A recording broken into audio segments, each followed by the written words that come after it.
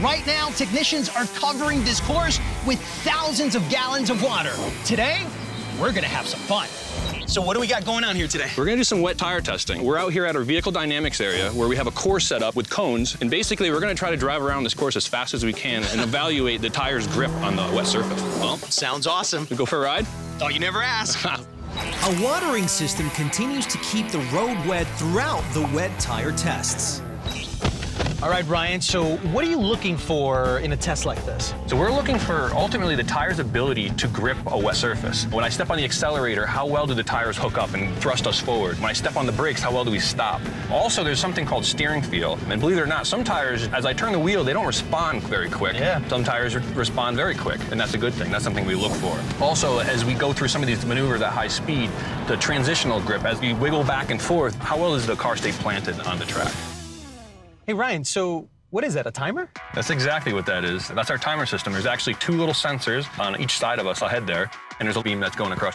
As we drive through it, we break the beam. The timer will start, and we'll do the course, and as we come back through this gate, it'll break the beam again, it'll stop the time. We'll have a very accurate time about how long it took to get through the course. And we'll have 3 drivers that actually do this test, and we will take 2 runs each to get an average of that time. Got it. And so are you trying to do it faster, or are you trying to... We're trying to drive through this as fast as we can, just because that's the ultimate level of testing the grip of what this tire can do. I see. So what do you say we can go for a ride here? Let's do it, man. All right, hold on. Whoa, oh, man. So these respond pretty well. As I turn the wheel, they turn pretty nicely. The braking grip's pretty great, too. Hey, listen, just a quick question. I know this car is really flashy, but do you only test with sports cars? No, we actually test with all different types of vehicles and different types of tires. So we'll actually do the same course with like a full-size pickup truck. With a pickup truck? Yeah, that's not as fun as this, obviously, but... Oh, man.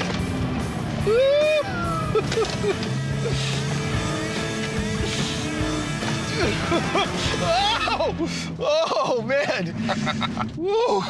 Listen, I'm no expert, but those tires grip really well on the course. These are pretty awesome tires, actually. They respond well. I think one thing that really stuck out to me is they have really good braking grip. You know, I step on the brake and we stop pretty quickly. But keep in mind, these are brand new tires, and you'd expect them to perform pretty well. So how do tires perform as they start wearing out? It's a really good question, Jack, and I know just the guy to answer that. Hey, Gene. Hey, Jack, how you doing? You have fun with Ryan this morning? I'm just glad I didn't eat breakfast. So what do we got going on here, Gene? Well, Jack, what I wanted to show you is we have the same tire, but we have 2 different states of wear. This is a brand new tire with full tread. This is a tire that's been shaved down to 4/32 of tread depth to mimic a worn tire. And you'll notice that this tire looks different from that. It has less slits across the tread. Yeah. And the slits act as biting edges to help grip on wet pavement. Got it. Now, how does tire wear affect performance? What happens is as the tire wears, it might take you a longer distance to actually come to a stop than if you were on dry pavement. One thing I want to point out here too is you can see that there's tread wear indicators, these raised bars in this tire. So technically a tire is worn out when those bars are flush with the tread. So that's something to look for. So as the tire tread goes down... Those bars become visible, and that's your key to replacing the tire. Got it. Gene, so what is the difference in wet braking between this new tire and this worn tire? How about we go outside and find out? Let's do it.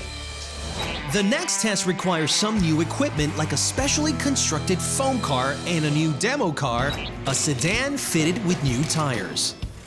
So you just saw those 2 tires with Gene. They're physically quite different looking. So we have the full tread tires on the car right now. Okay. And we're going to do a 60 to 0 emergency stop. See how far it takes us to stop. Okay, is that white car there safe? Don't worry, it's safe.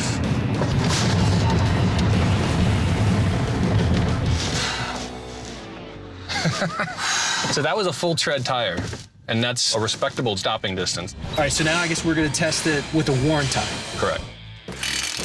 We're gonna do the same thing, 60 to 0 emergency stop. It's gonna be a little more exciting this time. What do you mean exciting?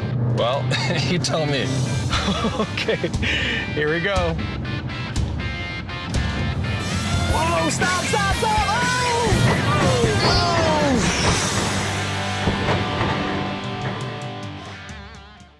That was a little more dramatic than I was expecting.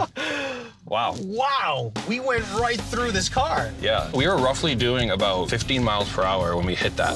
You can see the difference now between having a fresh set of tires or having a worn set of tires. I think that's like the big headline here, because this tests has really taught me the importance of really checking your tires all the time. It's scary. It could be the difference between a close call and an accident. You have to remember, the only thing in between the road and the vehicle is the tires. So that's how important tires are.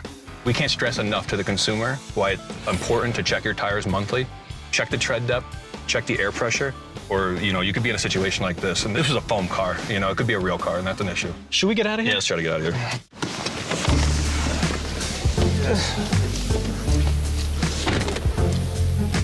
Clean up in aisle 6.